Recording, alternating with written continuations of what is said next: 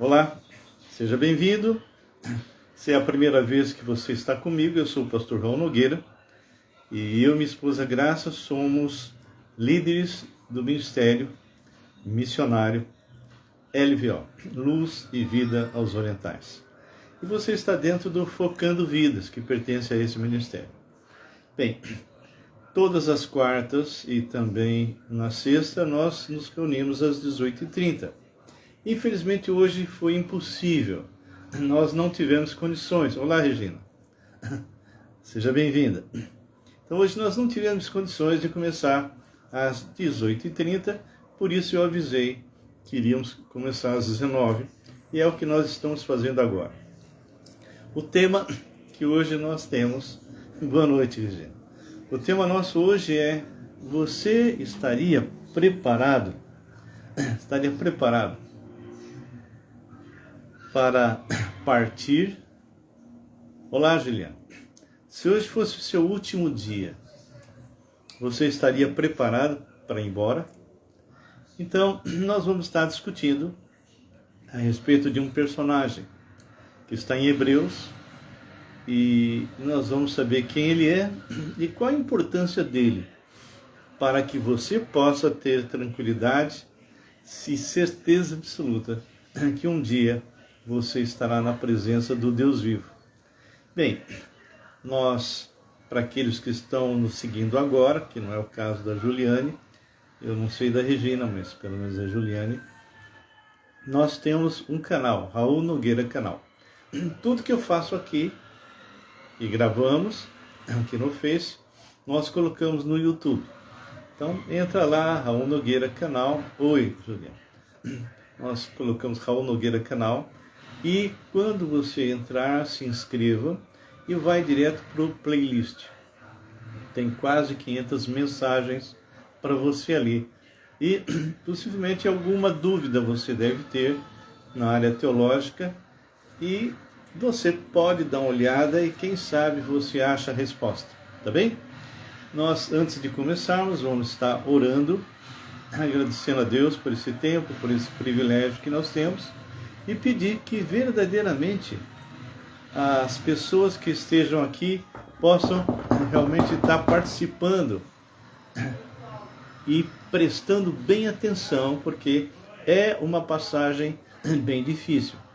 Uma passagem difícil, e eu quero que vocês aprendam, porque essa passagem que está em Hebreus, capítulo 7, 8 e 9, nós vamos iniciar a série, é uma passagem importantíssima, ok? Nós vamos falar de um personagem que poucas pessoas estudaram, poucas pessoas conhecem, tá bem?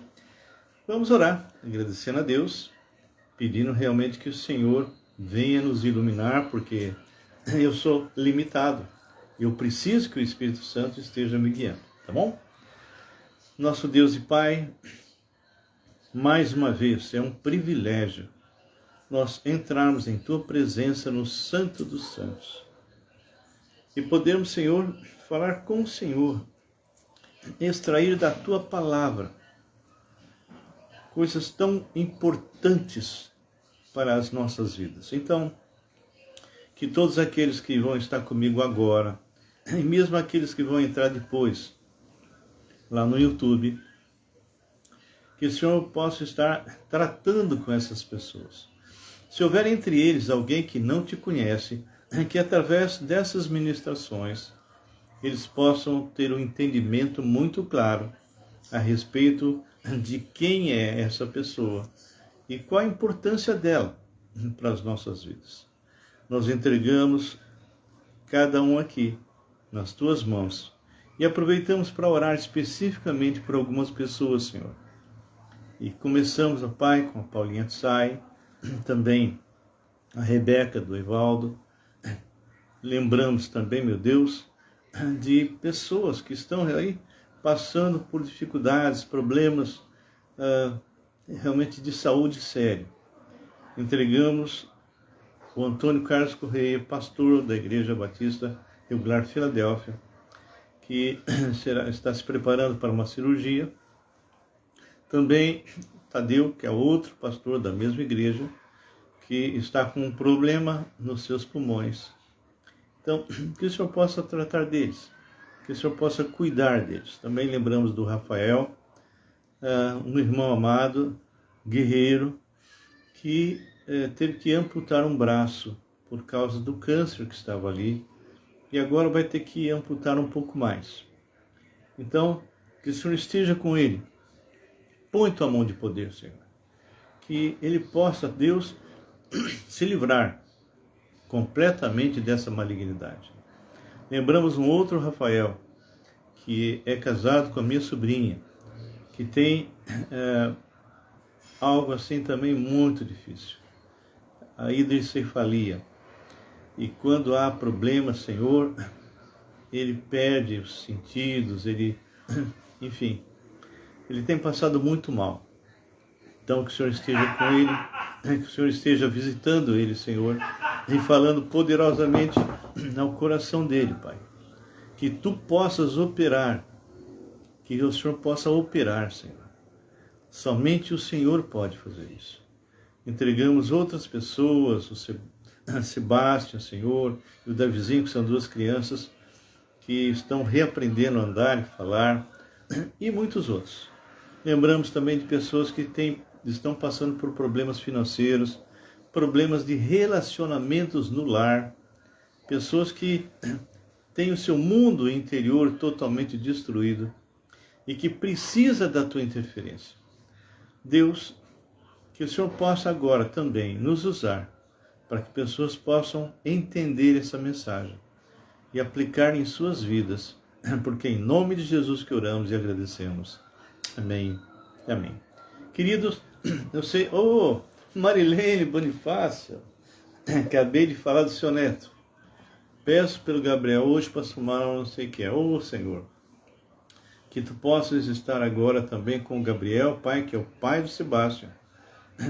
Ele passou mal, não sabemos o que é, Senhor, se é um problema de dengue ou qualquer outra coisa, mas que o Senhor possa estar cuidando dele, Senhor. Visita ele de forma especial. Eu entrego nas tuas mãos em nome de Jesus. Amém. Josué Wang Nihauma Shandi Jufuni. A Marilene está em Santa Catarina. Marilene, sentimos a tua falta na terça-feira, querida. Tá bem? Muito bem. Bom, hoje é um dia que eu estava estudando, como sempre fazemos, eu e Graça, e nós estávamos estudando Hebreus. E caiu numa passagem muito forte, uma passagem que tem, assim, mexido com algumas pessoas na medida que ela conhece, entende e aplica. Quando eu fiz a pergunta se você está ou não preparado para partir, a pergunta ela tem um sentido muito profundo, porque se você um dia aceitou Jesus Cristo como Senhor e Salvador, você pode ter certeza. Olá, Elenilda. Valdivan, tudo bem?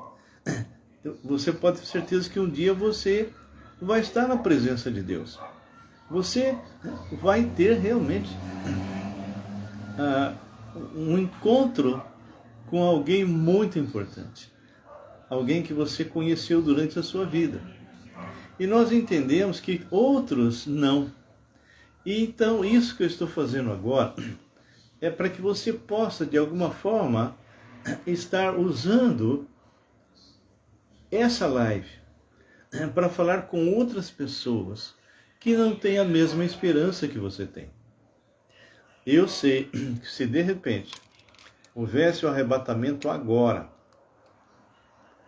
eu estaria na presença do Senhor, porque eu tenho conhecimento de que Jesus Cristo é o único nome pelo qual importa que eu seja salvo, e eu pedi para ele entrar na minha vida. E muitos de vocês, eu estou vendo alguns entrando, todos que eu já vi agora, tenho certeza que tem essa mesma esperança. Olá, Elenilda. Tenho certeza que cada um de vocês sabe disso, mas você tem parentes, você tem irmãos, você tem amigos, você tem pessoas que estão ao seu redor, na sua área-alvo, que não conhecem o Deus que você conhece.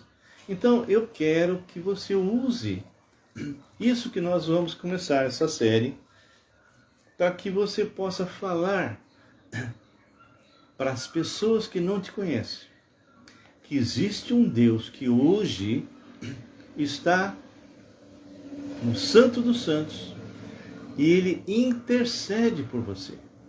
Mas antes dele chegar no Santo dos Santos, ele morreu no seu lugar. Ele pagou o preço do seu pecado. Ele morre a tua morte. Ele ressuscitou, está vivo. E ele faz aquele convite que eu sempre faço. Jesus diz: vinde a mim, vós que estáis cansados e sobrecarregados, e eu vos aliviarei. Então, hoje eu quero que você conheça. Quando nós abrimos a palavra de Deus, começando por Hebreus, e lendo a partir do versículo 16, nós vamos entender e descobrir um personagem importantíssimo. E eu quero que vocês prestem atenção. Essas passagens do capítulo 7, 8 e 9 de Hebreus é tremendamente importante para você ter certeza da tua salvação. Ele começa no 16 assim: pois os homens juram pelo que lhes é superior, e o juramento, servindo de garantia para eles, é o fim de toda contenda. Então, isso é costume dos homens, né? Aqui no Brasil, juro por Deus, sendo que a palavra diz que não é para fazer isso. Mas, olha o que ele continua falando. Por isso, Deus, quando quis mostrar mais firmemente aos herdeiros da promessa, quem são os herdeiros da promessa? No início era o povo de Israel. Essa palavra de Hebreus foi escrita por um autor que com certeza era da descendência de Abrão e que de repente está percebendo que judaizantes haviam se aproximado de cristãos judeus e falaram para ele: olha, vocês têm que voltar a praticar a lei. E esse autor, que nós não sabemos quem começa a mostrar que Jesus é superior a tudo. Ele começa lá no capítulo 1 dizendo que o Filho de Deus foi quem criou todo o universo e que sustenta tudo pela palavra do seu poder. Ele começa a dizer que ele é superior aos anjos. Começa a falar que ele é superior à lei, superior a Moisés, superior até ao sacerdócio araônico. Olá, Mércia. Seja bem-vinda. Então, o que acontece? Quando chega nessa passagem, ele vai começar a explicar algumas coisas que é tremendamente importante. Então, no versículo 17 diz: por isso, Deus, quando quis mostrar mais firmemente aos herdeiros da promessa, e inicialmente era o povo de Israel, a imutabilidade do seu propósito, se interpôs com o juramento. Deus, ele jura por ele mesmo. Ele afirma, porque ele é o único que pode cumprir aquilo que ele mesmo estabeleceu. Ele tem uma agenda que começa lá em Gênesis e vai terminar em Apocalipse. E essa agenda está se cumprindo literalmente. Ok? Então ele fala no versículo 18 o seguinte: para que mediante duas coisas imutáveis. Quais são essas duas coisas imutáveis? O próprio Deus, o Deus é imutável, e a sua palavra.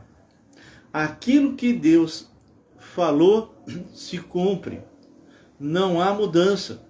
Então ele diz, para que mediante duas coisas imutáveis, nas quais é impossível que Deus minta.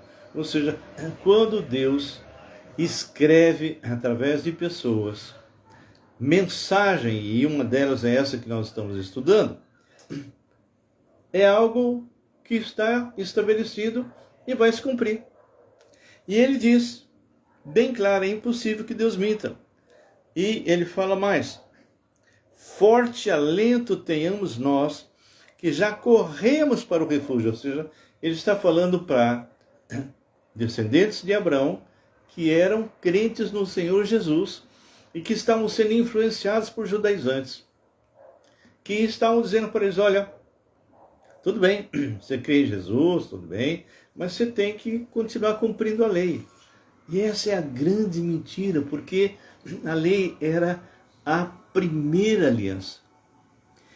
E a graça, o período que nós estamos da igreja, é a nova aliança.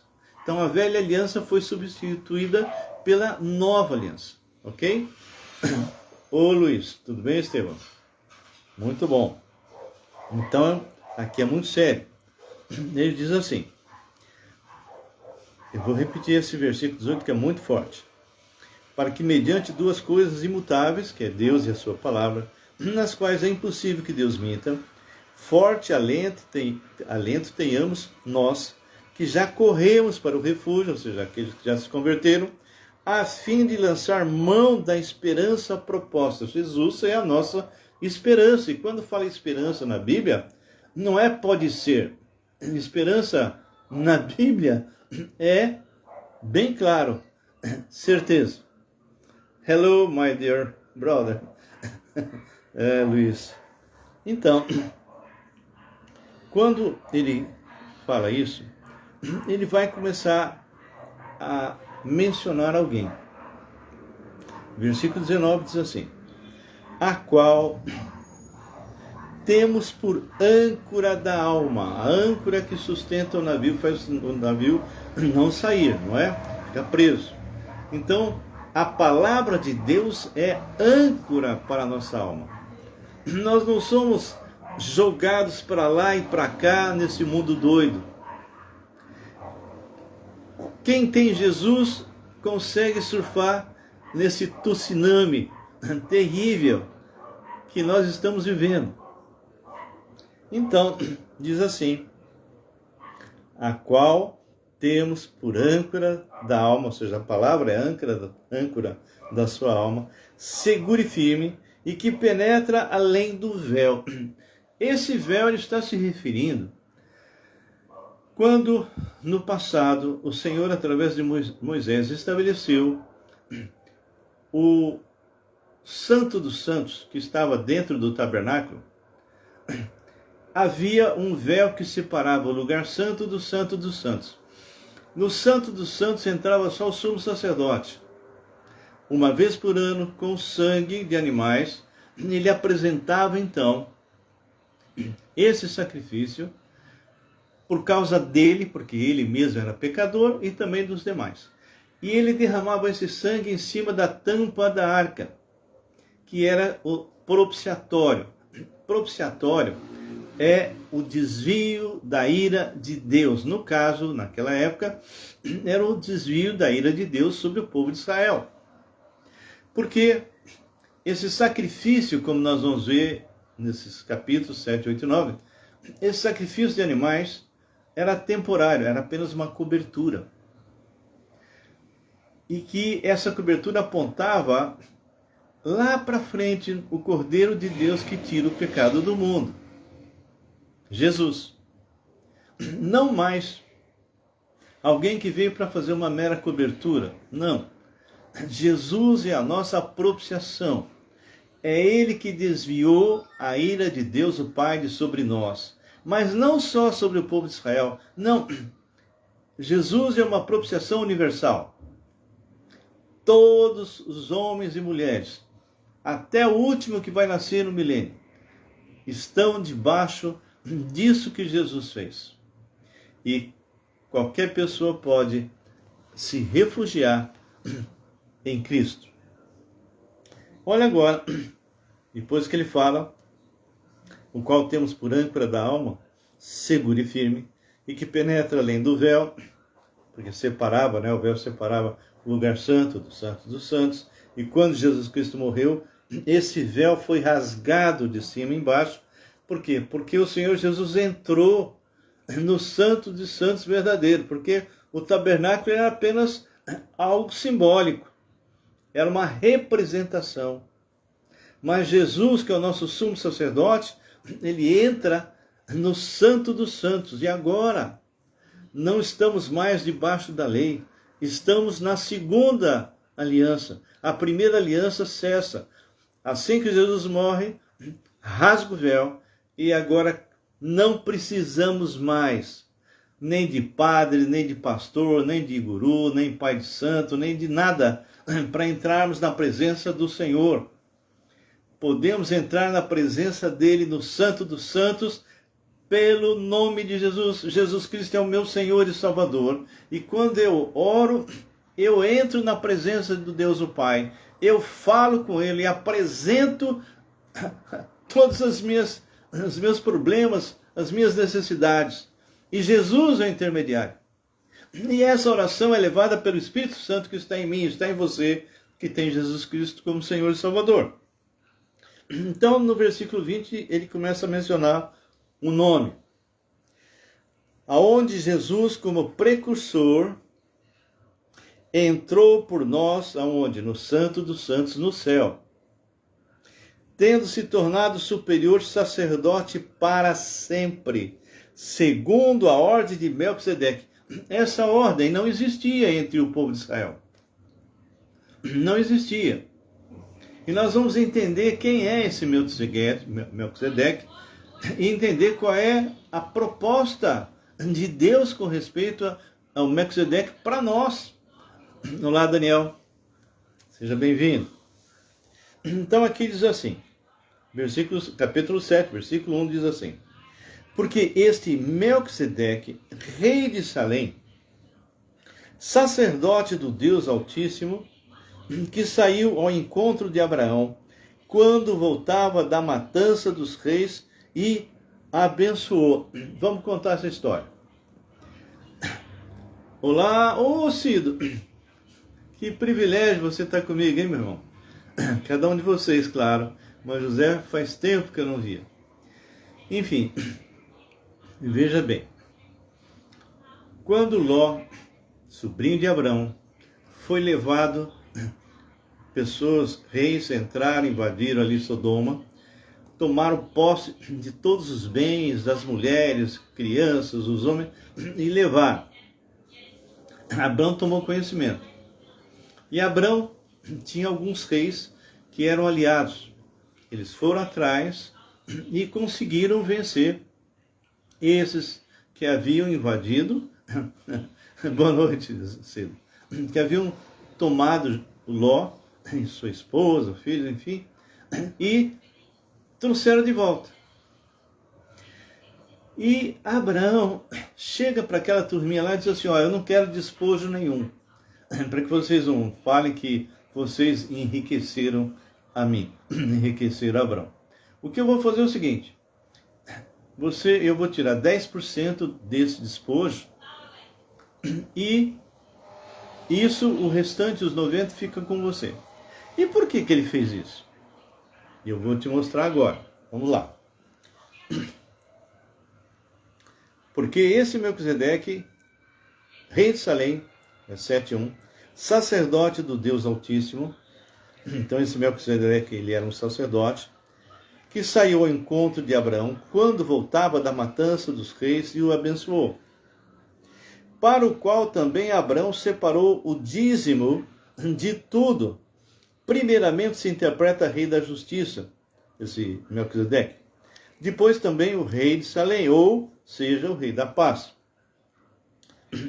Quando fala que Abraão deu o dízimo, não foi o dízimo do bolso dele, foi o dízimo exatamente do despojo. E quando ele fez isso, na passagem lá do Velho Testamento que fala a respeito disso, é que nós vamos encontrar em várias passagens, Gênesis 14, 17 a 20, esse Melquisedeque, ele vem com duas coisas. Ele vem com vinho e ele vem com pão. Algumas pessoas pensam que ele vem com uma taça de vinho e um pãozinho. Não, não. Ele vem com muitos pães, muito vinho. Porque eles estavam voltando de uma guerra e estavam famintos. E ali foi um símbolo tremendo que vai voltar a aparecer lá no Novo Testamento. Quando o Senhor Jesus junta os seus discípulos se preparando para a Páscoa, e ele dá início à nova aliança, com pão e vinho, ok? Um representando o seu corpo, o outro representando o seu sangue. Muito bem. Quando Abraão vê esse homem, ele entrega o dízimo. Por quê? Porque, olá Eduardo, tudo bem, meu querido? Porque Deus coloca no coração de Abraão que esse Melquisedeque era alguém tremendamente importante, enviado por Deus. Ele é exatamente o tipo de uma que nós chamamos de cristofania. É quando a segunda pessoa da Trindade se manifesta visível.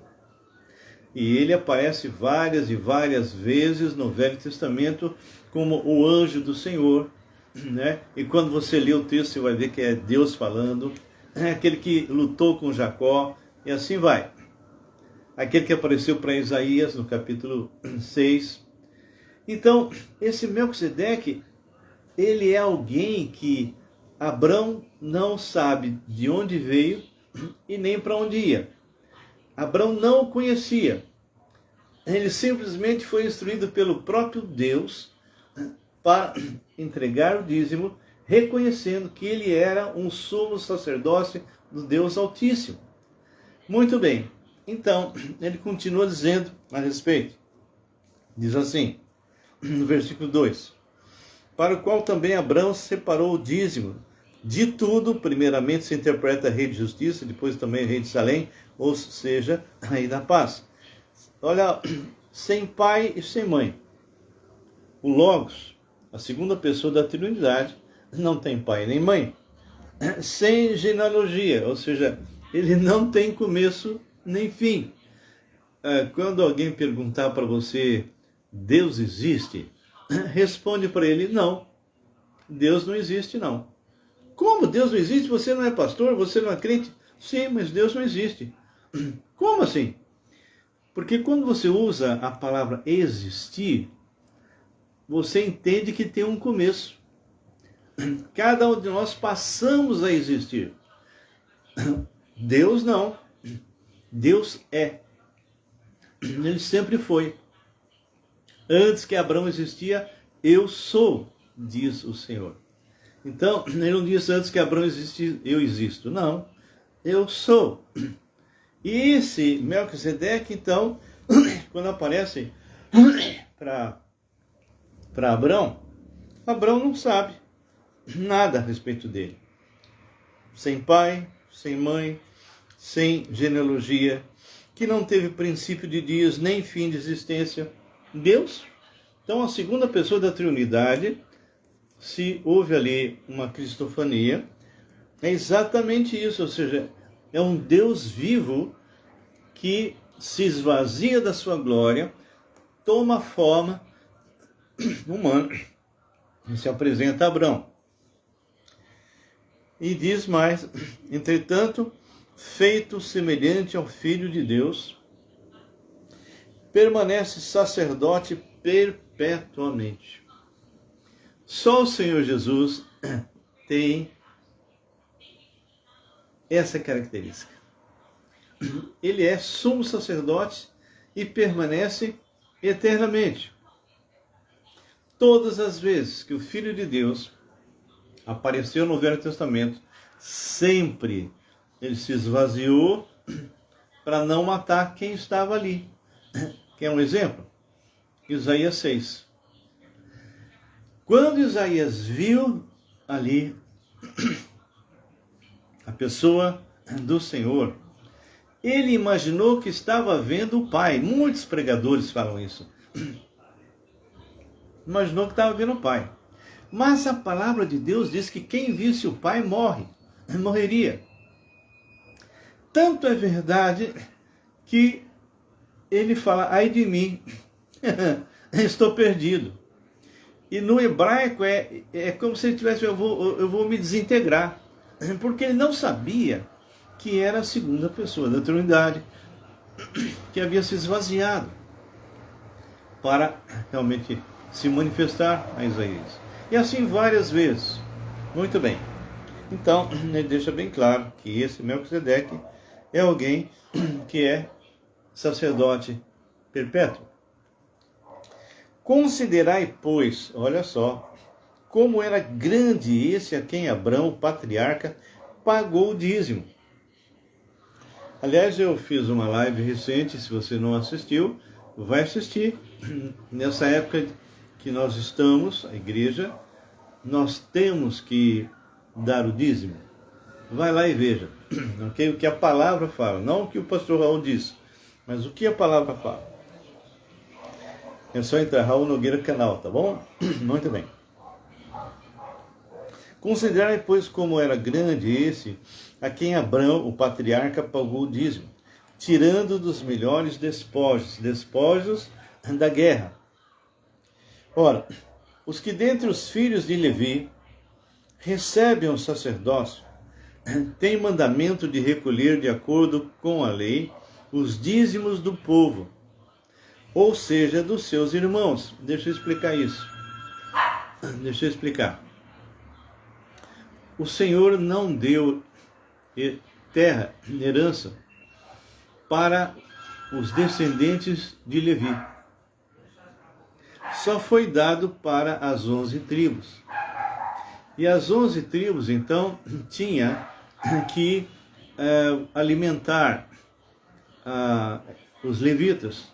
Então, dentro dos levitas tinha a linhagem daqueles levitas que iriam cuidar do tabernáculo e futuramente do sacerdócio, e ainda dentro deles, descendente de Arão, viria ele como sacerdote e sumo sacerdote. Então Arão era o sumo sacerdote e seus filhos eram sacerdotes. Na medida que Arão morreu, então um dos seus descendentes, que era sacerdote, se tornava sumo sacerdote. Muito bem.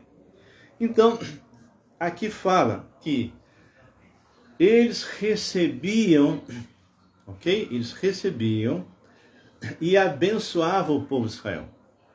Então, os sacerdotes, sumo sacerdote, eles recebiam os dízimos e ofertas e abençoavam o povo. Vamos lá. Então, deixa eu ler de novo para vocês entenderem bem. Ora, os que dentre os filhos de Levi recebem um sacerdócio, tem mandamento de recolher, de acordo com a lei, os dízimos do povo, ou seja, dos seus irmãos, as 11 tribos, embora tenham esses descendidos de Abrão. Ok. Olha agora. Entretanto, aquele cuja genealogia não se inclui entre eles, ou seja, Melquisedeque, recebeu dízimo de Abrão e abençoou o que tinha as promessas. Então, vamos traduzir isso. Melquisedeque, ao receber o dízimo dado por Abrão, Melquisedeque abençoou Abrão. Aquele que abençoa é superior àquele que é abençoado. Então, Abrão recebe as bênçãos daquele que tinha promessa, ou seja, Deus fez um pacto, fez uma aliança com Abrão. Muito bem. Versículo 7. Evidentemente, é fora de qualquer dúvida que o inferior, no caso Abrão, é abençoado pelo superior, no caso Melquisedeque. Aliás, aqui são homens mortais. Aqui são homens mortais quem? Todos os descendentes de Arão, todos os levitas, os que recebem os dízimos. Porém, ali, aquele de quem se testifica que vive, se referindo ao Melquisedeque, que é o Logos, que é o Filho de Deus, antes dele se fazer homem. E por assim dizer também, Levi, que recebe dízimos, pagou-os na pessoa de Abrão. Vamos traduzir isso. Abrão, ele dá o dízimo para Melquisedeque. Quando ele dá o dízimo para Melquisedeque, nesse instante, o que ele está dizendo é: eu reconheço que você é sumo sacerdote do Deus Altíssimo. E Melquisedeque, então, que é uma cristofania, segunda pessoa da Trindade se manifestando, abençoa Abrão. Só que Abrão é o pai da raça. Então, as 12 tribos vieram da descendência de Abrão. Então, o que ele está dizendo é o seguinte: lembra que nós tínhamos lido que quem abençoa é superior a quem é abençoado. Quem recebia o dízimo do povo era o sacerdócio araônico. Mas, diz a palavra, que quando Abrão deu dízimo para Melquisedeque, e ele foi abençoado, de uma forma simbólica, é como se Arão, que era sumo sacerdote, tivesse dado o dízimo através de Abrão. E Melquisedeque, ao abençoar Abrão, ele abençoou toda a descendência, incluindo Arão. O que significa? 2 sacerdócios, o Melquisedeque e Arão. Arão, terra, cheio de falhas, mortais. Melquisedeque, Deus vivo, Deus todo-poderoso, imutável, um sacerdócio superior. Por isso, Jesus, como nós vamos ver, que é sacerdote, sumo sacerdote de Melquisedeque, ele se torna superior ao sacerdócio araônico. Então, por que ele está falando isso? Porque o povo de Israel estava sendo convencido por parte de alguns judaizantes que eles deveriam guardar a lei, que deveriam dar dízimo aos sacerdotes, sumos sacerdotes, sendo que quando o Senhor Jesus morreu e ressuscitou, o véu do santuário foi rasgado e a partir daí começa a vigorar uma nova aliança. A velha aliança termina, surge a nova aliança, com um novo sumo sacerdote, superior ao sacerdote araônico. Então, esse que está escrevendo essa carta de Hebreus está dizendo como que vocês querem voltar para trás, como que vocês querem estar debaixo de uma velha aliança, de um sacerdócio inferior ao sacerdócio de Melquisedeque, porque o Senhor Jesus, ele é sumo sacerdote segundo a ordem de Melquisedeque. Vamos ler isso. Vou ler novamente o versículo 7. Evidentemente é fora de qualquer dúvida que o inferior é abençoado pelo superior.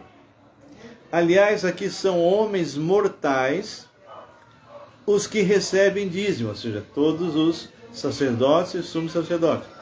Porém, ali, aquele de quem se testifica que vive. É por isso dizer também, Levi, que recebe dízimos, pagou-os na pessoa de Abrão. Isso eu já expliquei. Por quê? Aquele ainda não tinha sido gerado por seu pai, ou seja, Levi não tinha sido gerado pelo pai dele e nem tinha gerado ainda Arão. Quando Abraão, de uma certa forma, pagou o dízimo representando toda a sua geração. Porque aquele que ainda não tinha sido gerado por seu pai, quando Melquisedeque saiu ao encontro deste, se, portanto, a perfeição houvera sido mediante o sacerdote levítico, pois nele baseado o povo recebeu a lei, que necessidade haveria ainda de que se levantasse outro sacerdote, segundo a ordem de Melquisedeque, e que não fosse contado segundo a ordem de Arão? Ou seja, quando surgiu a nova aliança, esse sumo sacerdote, segundo a ordem de Melquisedeque, foi porque a primeira aliança não foi suficiente para salvar o homem. Não foi suficiente para fazer com que aquele homem pudesse ter paz e pudesse ter certeza que ao morrer ele estaria preparado para entrar na presença de Deus. Precisava uma segunda aliança. Precisava de um sacerdócio superior àquele de Arão, porque o de Arão era na terra. Era simplesmente uma representação fraca, cheia de falha, porque os sacerdotes e sumos sacerdotes morriam. E quando morria, um sumo sacerdote teria que ir por outro no lugar. E quando veio Jesus, como sumo sacerdote, ele agora é superior a todo sacerdócio, portanto superior à lei, superior a tudo.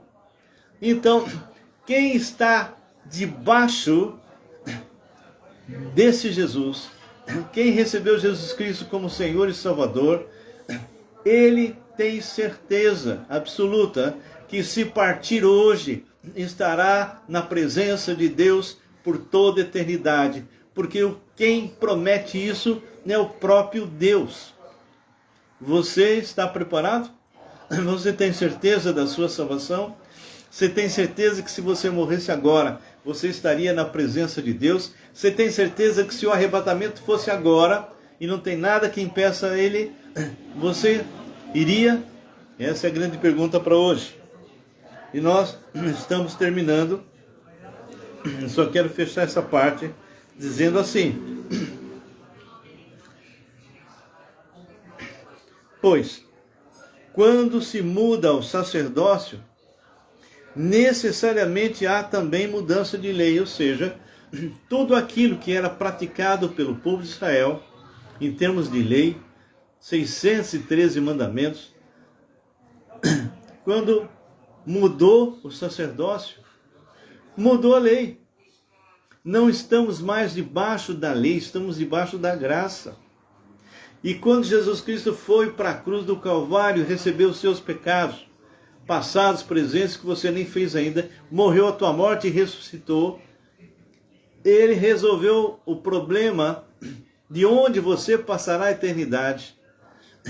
E você agora pode afirmar: eu estou preparado para morrer, porque quando eu fechar os meus olhos aqui, estarei para sempre na presença do Deus vivo, porque o Senhor afirma isso, e Ele é imutável, e aquilo que Ele fala que vai acontecer, acontece. Então, porque aquele de quem são ditas essas coisas pertence a outra tribo, da qual ninguém prestou serviço ao altar. Ou seja, se Jesus, que era da tribo de Judá, quisesse ser sacerdote quando ele estava aqui na terra, ele não podia. Por quê? Porque Moisés não levantou sacerdócio de outra tribo, é só de Levi. Jesus não era da tribo de Levi, era de Judá. Pois é evidente que nosso Senhor procedeu de Judá, tribo a qual Moisés nunca atribuiu sacerdote. E isto ainda muito mais evidente, quanto à semelhança de Melquisedeque, se levantou outro sacerdote, constituído não conforme a lei, de mandamento carnal, porque a lei era praticada através de obras, através de rituais, através de coisas que você fazia. Mas isso não lhe dava a certeza de salvação. Por quê? Porque ninguém consegue cumprir a lei. Nenhuma pessoa. Então ele fala, constituído não conforme a lei de mandamento carnal, mas segundo o poder de vida indissolúvel.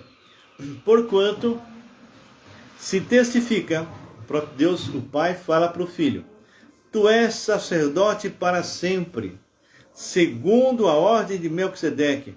Portanto, por um lado, se revoga a anterior ordenança, ou seja, a lei, por causa da sua fraqueza e inutilidade. Por que inutilidade?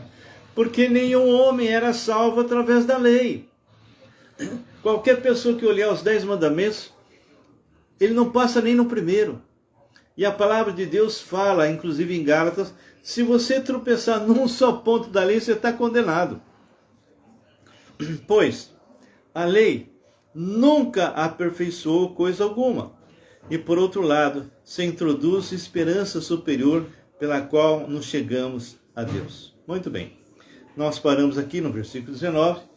Não sei se eu fui claro. É uma passagem difícil. É uma passagem que realmente necessita estudar, se aprofundar. Então, leia novamente. Se você teve alguma dúvida, é só entrar em contato comigo. Faça a pergunta. 11 999 11 5272. Estou disponível para responder qualquer pergunta que você tenha. Amém?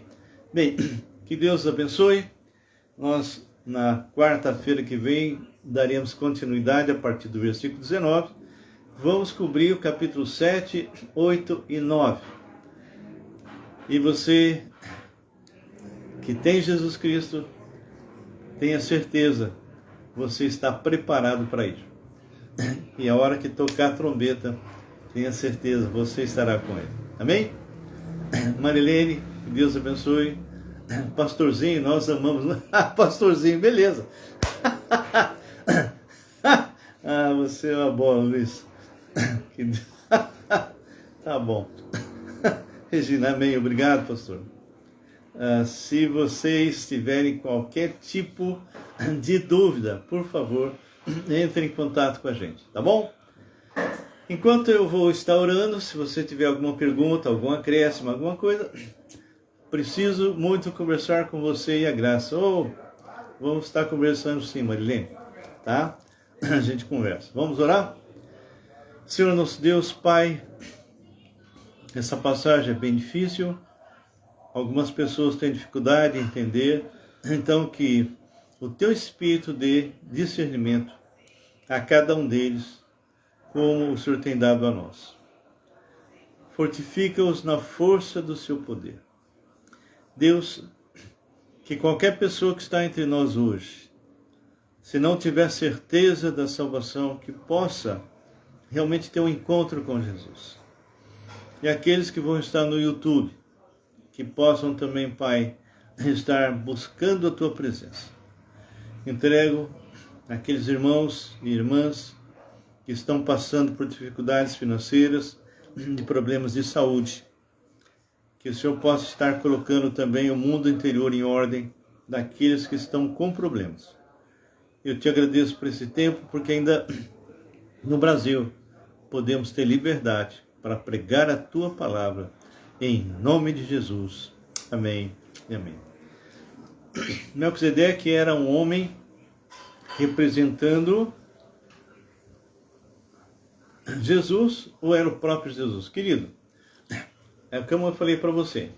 Algumas pessoas colocam como se fosse um homem mesmo, que tipificava Jesus. Tá? Mas, por tudo aquilo que é escrito lá em Abraão e também aqui, nós cremos que era uma cristofania, ou seja, era o próprio Logos antes de se tornar Jesus.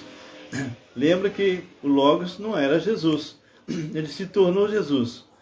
Gabriel fala para Maria que o ente santo que há de nascer terá o nome de Yeshua, ou seja, o Senhor salva, o Emanuel, Deus conosco. Então, ali foi uma cristofania, como ele apareceu para os pais de Sansão, como apareceu para Abrão, como apareceu para Moisés, enfim, para vários, não é?